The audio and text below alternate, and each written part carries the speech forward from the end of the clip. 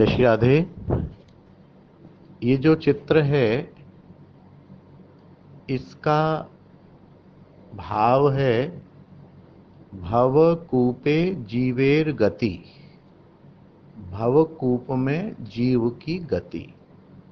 और यह जो चित्र है, यह चित्र अभी बाद का बना हुआ है। इसकी एक पुस्तक राधा कुंड के श्री महंत, इस समय जो हैं पूज्य श्री अनंत दास जी के गुरुदेव श्री कुंज बिहारी दास जी ने लिखी थी। भवकूप में, भवरूपी कुएं में जीव की क्या गति है, बंगला में लिखी थी। उसका हिंदी अनुवाद भी हुआ है, वो आज भी प्राप्त होती है राधा कुंड में।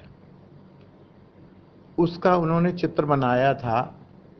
वो चित्र इससे भी और अधिक सैद्धांतिक और आकर्षक है।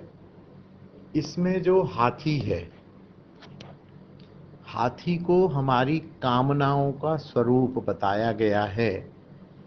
हमारी कामनाएं इस वृक्ष को गिराने का प्रयास कर रही हैं। वृक्ष माने हमारा जीवन। इस जीवन की एक शाखा पर हम लटके हुए हैं और इसको आप ऊपर ध्यान से देखें तो एक सफेद चूहा, एक काला चूहा। सफेद चूहा माने दिन और काला चूहा माने रात, या कृष्ण पक्ष और शुक्ल पक्ष। समय मतलब समय इस वृक्ष को काटने में लगा हुआ है जिस डाल से हम बंधे हुए हैं। एक और भगवान कृष्ण हैं साक्षात, जिनके हम अंश हैं, उधर हमारा ध्यान नहीं है। नीचे एक कुआं है।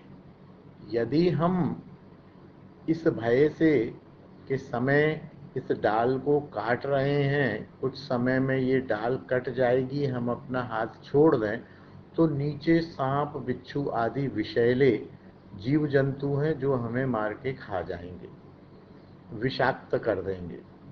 इसके साथ साथ ऊपर एक शहद का छत्ता है, बर्र का, जो उसमें से एक एक बूंद रस टपक रहा है। वो हमारे सांसारिक विषय इंद्रिय सुख हैं। लगते तो वो सुख हैं, वो हमारी जीभ पर शहद की एक एक बूंद गिर रही है तो उससे हमें स्वाद आ रहा है, जबकि वास्तविकता यह है कि उस छत्ते में बहुत सारी मधुमक्खियां भी हैं। पता नहीं वो कब हमारे ऊपर आक्रमण कर दें और हमें कष्ट पहुंचा दें। मूल बात है कि भगवान भी तत्पर हैं और भगवान डाली के कोने पर बैठे हुए हैं, लेकिन हम भगवान की तरफ देखने का और भगवान की तरफ हाथ बढ़ाने का प्रयास नहीं कर रहे हैं। यह उस ग्रंथ की थीम है। छोटी सी पुस्तक है, मेरे ख्याल से 40-50 पेज, 60 पेज की होगी। अभी इधर मैंने देखना चाहा तो मुझे मिली नहीं लाइब्रेरी में। पहले कभी बंगला में शायद हरिनाम प्रेस से छपी है, वो हिंदी में भी छपी है, उपलब्ध है। भवकूप में जीव की गति, बहुत सुंदर वर्णन किया है।